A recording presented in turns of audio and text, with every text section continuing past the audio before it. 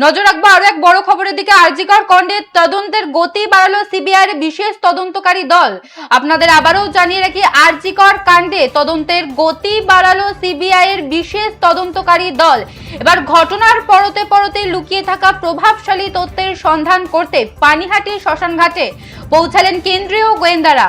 9 August আরজি করের seminar room থেকে তরুণী চিকিৎসকের রক্তাক্ত দেহ উদ্ধারের কয়েক ঘন্টার মধ্যে অত্যন্ত দ্রুততার সঙ্গে পানিহাটি শ্মশান ঘাটে তার শেষকৃত্য সম্পন্ন করা হয়েছিল।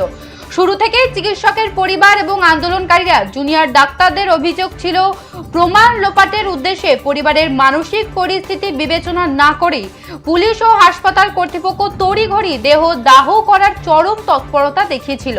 নেপথ্যে কাদের নির্দেশ ছিল তা জানতেই এবারে ময়দানে নেমেছে সিবিআই।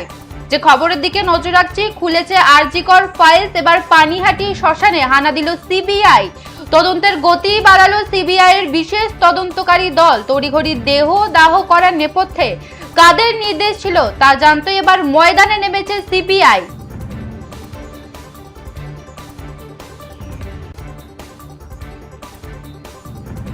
যে খবরের দিকে নজর রাখছি, আরজি কর কাণ্ডে তদন্তের গতি বাড়ালো সিবিআই এর বিশেষ তদন্তকারী দল। এবার ঘটনার পরতে পরতে লুকিয়ে থাকা প্রভাবশালী তথ্যের সন্ধান করতে পানিহাটি শ্মশান ঘাটে পৌঁছালেন কেন্দ্রীয় গোয়েন্দারা। 9 আগস্ট আরজি করের সেমিনার রুম থেকে তরুণী চিকিৎসকের রক্তাক্ত দেহ উদ্ধারের কয়েক ঘন্টার মধ্যেই অত্যন্ত দ্রুততার সঙ্গে পানিহাটি শ্মশান ঘাটে তার শেষকৃত্য সম্পন্ন করা হয়েছিল। শুরু থেকে চিকিৎসকের পরিবার এবং আন্দোলনকারীরা জুনিয়র ডাক্তারদের অভিযোগ ছিল প্রমাণ লোপাটের উদ্দেশ্যে পরিবারের মানসিক পরিস্থিতি বিবেচনা না করে পুলিশ ও হাসপাতাল কর্তৃপক্ষ তড়িঘড়ি দেহ দাহ করার চরম তৎপরতা দেখিয়েছিল।